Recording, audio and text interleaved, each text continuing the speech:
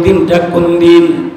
মুফাসসিরিনে কেরাম বলেন ওই দিনটা হলো সূর্যটা মাথার আধাত উপরে চলে আসবে, সূর্যের গরমে জমিনটা তামার মতো লাল হইয়া যাইবে। ও ভাই, তোমাদেরকে আমি বলতে চাই, কৃষি কাজ করেন এমন লোক আছেন কিনা? দেশে কৃষি কাজ করেছেন এমন লোক আছেন কিনা? বড় ধানের আবাদ করেন। আমি একজন কৃষকের সন্তান। আমি আমার বাবার সাথে কৃষি কাজ করার জন্য ধান কাটতেন বাবা, আমি সাথে যেতাম সহযোগিতা করার জন্য। ও ভাই, বাবা বলতেন বাবা এই সূর্যের তাপের নিচে থাকতে পারবা না। আমি বলতাম বাবা না, আমি তোমার সাথে থাকবো।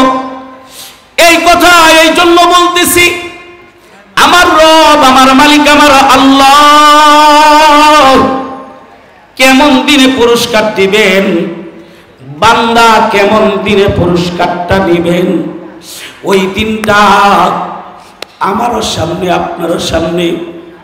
বাবার সাথে কাজে যাইতাম, বাবা বলতেন রোদ্রে কাজ করতে পারবা না। আমি বলতাম বাবা যাব না। আমার কষ্ট দেখে এখন বুঝতে পারি ওই সময় বাবা কি করতেন, দুইটা লম্বা খোঁটা দুই দিকটা কাটতেন, মাঝখানটা একটা খোঁটা বাঁধতেন, ধানের আটি কাইটা কাইটা বাঁশের উপরে দিতেন, ছায়া পড়তো, ছায়ার নিচে আমাকে বসাইতো। দেখতাম বাবা ধান কাটতেন, আমাকে বলতেন বাবা এই জায়গায় বসো, রৌদ্রে যাও না, রৌদ্র সহ্য করতে পারবা না। আবার দেখতাম বাবা 1 ঘন্টা আধা ঘন্টা ধান কেটে আবার ছায়ার ভিতরে আসতেন। আবার দেখা যাইতো বাবার ঘাম শরীর বেয়ে বেয়ে পড়তো। হঠাৎ করে বৃষ্টি হতো, বৃষ্টির পানি যখন বাবার পিঠে পড়তো, আমি বাবার পিঠে গিয়ে হাত দিয়ে ডলা দিতাম। ডলা দেওয়ার কারণে দেখতাম পিঠের চামড়া দলা হয়ে যায়। বাবাকে জিজ্ঞাসা করতাম বাবা এমন কেন হয়? বাবা বলতেন তুমি তো রৌদ্রে কাজ করো না। আমি তোমার বাবা রৌদ্রে কাজ করি। রৌদ্রের তবে পিঠের চামড়া পড়ে গিয়েছে, ওই পিঠের চামড়া গোলা বৃষ্টির পানি পড়ার কারণে নরম হয়ে যাচ্ছে রে বাবা। ওই জায়গা কখন ওই সময় বুঝতে পারি নাই, এখন তো বুঝতে পারি। ও বাবা, চিন্তা করেন রৌদ্রের তাপ আমরা সহ্য করতে পারি নাই। কোটি কোটি মাইল দূরে সূর্য, ওই সূর্যের তাপ আমরা সহ্য করতে পারি নাই। আমার রব, আমার মালিক, আমার আল্লাহ জানায়া দিয়েছেন হাসরের ময়দানে এই সূর্যটা মাথার আধাত করে চলে আসবে। সূর্যের গরমে জমিনটা তামার মতন লাল হয়ে যাবে। রব ঘোষণা দিবেন সূর্য তোর ভিতরে যত গরম আছে নিচের দিকে ছেড়ে দে। কেন? যে বান্দা গোলা আমাকে মানে নাই, আমার কালাম কালামুল্লাহ শরীফ মানে নাই, হক্কানি ওলামায়ে কেরামদেরকে মানে নাই, এদেরকে শাস্তি দেওয়ার জন্য সূর্য তোর গরম গোলা নিচের দিকে ছেড়ে দে।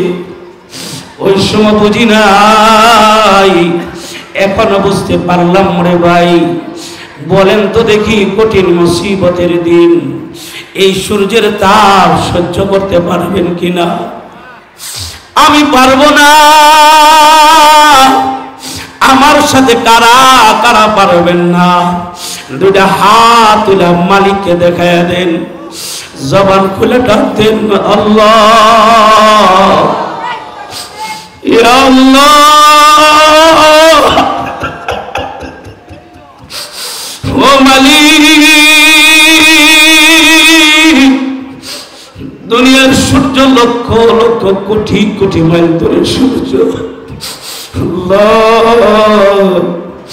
দুনিয়ার সূর্যের তাপ আমরা সহ্য করতে পারি নাই, নবী বলেছেন হাসরের ময়দানে সূর্যটাকে মাথা তোমরা আইনা দিবা, সূর্যের গরমে জমিনটা তামার মতন লাল হইয়া যাইবে। সূর্যের গরমে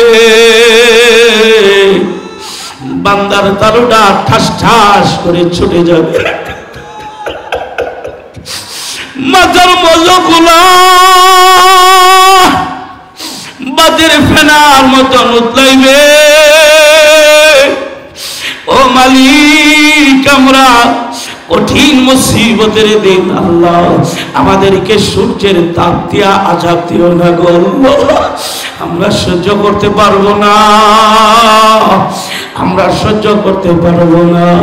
ও মালিক, আমাদেরকে আল্লাহ আরশের ছায়া নিচে ছায়া দান করিও। বলেন আল্লাহুম্মা আমিন। জবানটা খুলা কোন আল্লাহুম্মা আমিন। বাঁচানোর মালিক কে? জবান খুলা কোন কে মালিক? আল্লাহ ছাড়া কেউ নাই, আমাদের কেউ নাই, কবরে কেউ আপন হবে না। তোমার বিবি তোমার কবরে যাইবে না, তোমার সন্তানটাও তোমার কবরে যাবে না। ওই কবরের সঞ্চয় ও ভাই এখন করে কবরে যাইতে হবে। কবরে গা কোনো সুযোগ নাই, কোনো সুযোগ নাই, কোনো সুযোগ নাই। দামি নবীর উম্মত হইলা রে ভাই, দামি নবীর উম্মত। এমন নবীরা নবীদের নবী, সাইয়্যিদুল মুরসালিন, ইমামুল মুরসালিন, খাতামুন নবিয়্যিন, রাহমাতাল লিল আলামিন নবী হাসরের ময়দানে ভয়াবহ মুসিবতের দিনে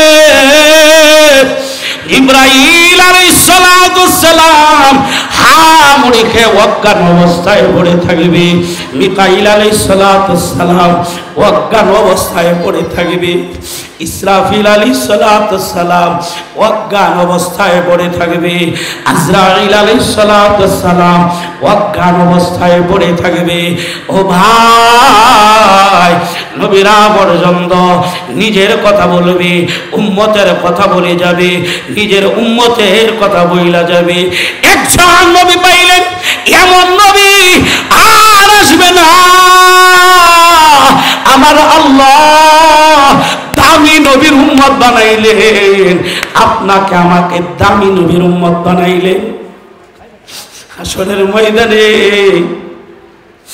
নবীরা পর্যন্ত বলবে ইয়া নাফসি ইয়া নাফসি।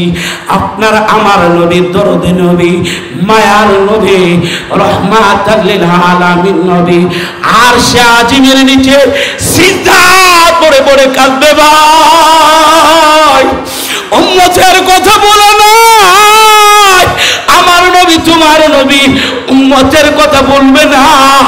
সিজদা করে আরশে আজিমের নিচে বলবে রব্বি হাবলি উম্মতি, রব্বি হাবলি উম্মতি। উম্মতের কথা বলবে না। আপনি আমি ওই নবীর উম্মত হইয়া নবীকে বইলা গেলাম। এই জন্য ভাই আমার নবী বলেছেন, মান আহাব্বা সুন্নতি ফাকাদ আহাব্বানি ওয়া মান আহাব্বানি কানা মাই ফিল জান্নাহ। আল্লাহু আকবার বলে। আমার নবী বলেন, উম্মত রে, তুই যদি আমারে ভালোবাসস, আমার ভালোবাসার মাধ্যমকে আমার সুন্নাত যদি মাইনা আসস, আমি নবী ওয়াদা দিলাম, আমি নবী ওয়াদা দিলাম রে, আমার উম্মতেরা যাই না রে, আমার সাথে তুই জান্নাতে জায়গা পাবি। নবীর সাথে জান্নাতে থাকার ইচ্ছা আছে? এ ভাই, ইচ্ছা আছে বলেন? কার কার আশা আছে? আবার হাত তুলে দেখান, জবান খুলে ডাক দেন আল্লাহ, জোরে ডাক দেন আল্লাহ। হে আল্লাহ, নবী ছাড়া আমাদের আসরের ময়দানে কান্ডারি কেউ হবে না। আল্লাহ নবীর শাফাত কবুল করিয়া নিও।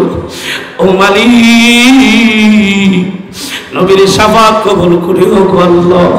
নবীর সুন্নত দেয়া আমাদের জীবন সাজানোর তৌফিক দাও। আমাদের ঘরগুলিকে নবীর সুন্নত দেয়া সাজানোর তৌফিক দাও আল্লাহ। ব্যবসা বাণিজ্যগুলো আমাদের আল্লাহ নবীর সুন্নত দেয়া সাজানোর তৌফিক দাও। ও মালিক, নবীর সাথে আমাদেরকে জান্নাতে একটু জায়গা করে দিও। জোরে কোন আমিন, আরো জোরে বলে না আমিন। নবীর ভালোবাসা যার সিনার ভিতরে আছে। কে আছেন হজে গেছেন, হজ করছেন, বাইতুল্লাহ গেছেন, হাত তুলে দেখান। ও ভাই, মক্কা মদিনার ভালোবাসা নিয়ে যারা মদিনায় যায়, মক্কাতে যায়, পৃথিবীর জায়গা দেখছেন, মক্কা মদিনা দেখেন নাই। আমার নবীজির রওজা তাহারে যদি আপনি মক্কা থেকে মদিনায় যখন রওনা দিবেন, আমি যখন মক্কা থেকে মদিনায় যাই, রাত্রে যখন রওনা করেছি, জালানার ফাঁক দিয়া তাকায় দেখি পাহাড় আর পাহাড়, মরুভূমি আর মরুভূমি। আমার নবীর কথা যদি একটু স্মরণ করে, আমার নবী এই রাস্তা দিয়া কত কষ্ট না করেছেন। মক্কা থেকে আমার মদিনায় নবী গিয়েছেন, কত কষ্ট করেছেন। কলিজা ফাইটা পানি আসবে রে বাবা। নবীর রওজা তাহারে যখন ঢুকবেন, নবীর ভালোবাসা নিয়ে যদি ঢুকেন, আমার নবী বলেছেন হুব্বে মদিনা লিল ঈমান, হুব্বে বাইতুল্লাহ লিল ঈমান। বাইতুল্লাহর ভালোবাসা দিলে থাকার নাম ঈমান, মদিনার ভালোবাসা দিলে থাকার নাম ঈমান। মদিনায় যখন ঢুকবেন, মদিনার ভালোবাসা যদি হৃদয়ে থাকে, রাসূলের রওজা পাহাড়ে যখন দাঁড়াইবেন, আপনি ঠিক থাকতে পারবেন না। আপনি ঠিক থাকতে পারবেন না। আপনার কলিজা ফাইটা পানি আসবে, রাসূলের রওজা শরীফ ছেড়ে আসতে মন চাবে না। আপনার ভালোবাসা যদি থাকে, বাসায় গিয়েও আপনি ঠিক থাকতে পারবেন না। আপনার মনে হবে মদিনায় যদি যান, আপনি মসজিদে নববীর ভিতরে যান, রিয়াজুল জান্নাতের ভিতরে বসে যদি মুরাকাবায় যদি ভাই বসেন, মুরাকাবায় বসিয়া ধ্যানমগ্ন যদি দেখেন, ও ভাই, রওজা পাহাড় থেকে আওয়াজ আসতেছে, কান্নার আওয়াজ শুনতে পারবেন।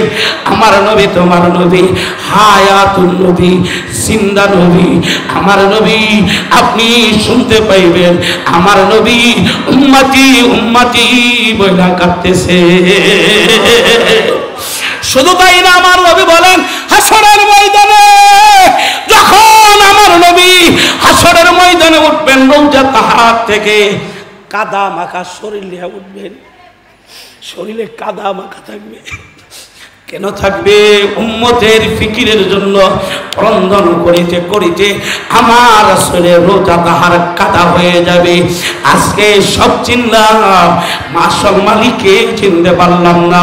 সব চিনলাম যে তোমার কান্ডারি, যে তোমার হবে কান্ডারি, তাকে চিনতে পারলাম না। কথা বলেন, কথা বলেন। টাচ মোবাইল কিনছি ভালোভাবে,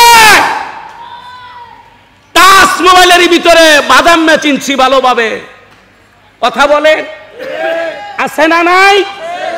টাচ মোবাইল চিনলাম ভালোভাবে, বাদাম মে চিনলাম ভালোভাবে। একটা বাদাম মে দেখার জন্য মুসলমানের সন্তান 2 ঘন্টা বসে থাকতে পারে। একটা মুসলমানের সন্তান একটা নাটক দেখা 2 ঘন্টা সময় দিতে পারে। একটা মুসলমানের সন্তান বাদাম মে দেখা দিতে পারে, নাটক দেখা দিতে পারে, সিনেমা দেখা দেখতে দিতে পারে। কোরআন হাদিসের জন্য 2 ঘন্টা সময় দিলে চান্দ গরম হয়ে যায়। কথা বলেন, আছে না না? এই সময় পাগলের মতন দৌড় দিব। হুজুরের কথা ভালো লাগে না, ইয়ার চাইতে তো ভালো যন্ত্র আমার কাছে আছে। কথা কোন আছে না নাই? কথা বলেন আছে না নাই? মোবাইলের সম্পর্ক, নাটকের সম্পর্ক, বাদামের সম্পর্ক, এটা হলো জাহান্নামের সাথে। কথা বলেন, কথা বলেন, ঠিক না ঠিক? আর কোরআন হাদিসের সম্পর্ক জান্নাতের সাথে। আল্লাহু আকবার বলেন। দুইটা আমলের বিনিময়ে জান্নাতে যাবে। নবী বলেন, মুফাসসিরিনে কালাম বলেন, এই দুইটা আমল যেই বান্দা, যেই আল্লাহর বান্দা করবে, যেই আল্লাহর বান্দা করবে, দুইটা আমলের বিনিময়ে জান্নাতে যাবে। এই জন্য ওই দিনটা কেমন হবে রে ভাই? ও ভাই, মুফাসসিরিনে কালাম বলেন, ইয়াউমা ইয়াফিরু বাগিয়া যাবে, পলায়ন করবে। কে বাইগা যাবে? কে পলায়ন করবে? নিজের মা সন্তান থেকে বেগে যাবে, সন্তান মায়ের কাছ থেকে বেগে যাবে। দিনটা সহজ হবে না কঠিন? কথা বলেন, সহজ না কঠিন? একটা নেকির জন্য মায়ের জান্নাতের ফয়সালা হবে না। কয়টা নেকির জন্য? রব বলবেন, একটা নেকি যদি বান্দি তোর হয়, তাহলে তুই আবাদুল আবাদ জিন্দেগি জান্নাতের মেহমান। আল্লাহু আকবার বলে। মা তাহারা হবে না, ডাক বলবে, মালিক একটা নেকি তো, আমাকে একটু সময় দাও, একটা নেকি সঞ্চয় করতে চাই, একটা নেকি। রব বলবেন, কে তোরে নেকি দিবে? দিনটা কেমন? সূর্য মাথার আঘাত পড়ে, সূর্যের গরমে জমিনটা তামার মতন লাল। কে তোরে নেকি দিবে? ডাক বলবে, মালিক একটা না, দুইটা না, 5টা সন্তান দুনিয়াতে রেখে এসেছি। একটা সন্তান থেকে যদি একটা নেকি সঞ্চয় করতে পারি, আমি মা আবাদুল আবাদ জিন্দেগি জান্নাতের মেহমান হয়ে যাব। এমন আশা আছে না নাই? কথা বলেন, আছে না নাই? আপনি বাবা হিসাবে আপনার কি আপনার সন্তানের কাছে এমন আশা করেন কিনা বলেন? আমি করি, আমি করি। কারণ দিলের ভিতরে এমন আশা রাখা আর এমন ভয় রাখা, রবের কাছে বলা, ও মালিক যদি কাউকে জাহান্নামে দাও, আমাকে মনে হয় সর্বপ্রথম দিবা। আর জান্নাতের আশা এরকম রাখা, ও মালিক কাউকে তুমি যদি জান্নাত দাও, সর্বপ্রথম যাকে দিবা ওই লোকটাই মনে হয় আমি হব। এই আশার বইয়ের ভিতরে আমার আল্লাহ কামিয়াবি রেখে দিয়েছেন। আশা আর ভয়, আশা আর ভয়। একটা নাকি কি সন্তানের কাছে আমাদের আশা আছে না? কথা কোন আশা আছে না নাই? রব বলবেন, যা বান্দি তোরে সময় দিলাম, যা। এ ভাইজান, এই যে যে উঠছেন, এই যে এলে রেখন তো, এই যে লোকটা রেখন, এই দিকে তাকাও। উঠে যাইতেছো কে? আমি কিন্তু আগে বলছি, আমার দুইটা কথা শুনে যাবেন ইনশাআল্লাহ। এর আগে যাবেন না, এর আগে যাবেন না। এর আগে যদি যান তাহলে আগে উঠে যান না। কারণ যাকে আল্লাহ কবুল করেছে তারাই থাকতে পারবে, যাদেরকে আল্লাহ কবুল করে নাই তারা থাকতে পারবে না। কথা বলে ঠিক যাবে ঠিক?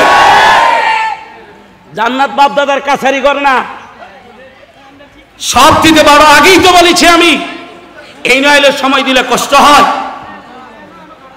এই জন্য ভাই, যতটুক সময় কথা বলবো, রাত্র তো গভীর করব না ইনশাআল্লাহ। দিলের কান্দে কথা শুনবো ইনশাআল্লাহ। আমার যে ভাইয়েরা এই কোরআনের বাগান সাজাইছেন, তারা কি চান?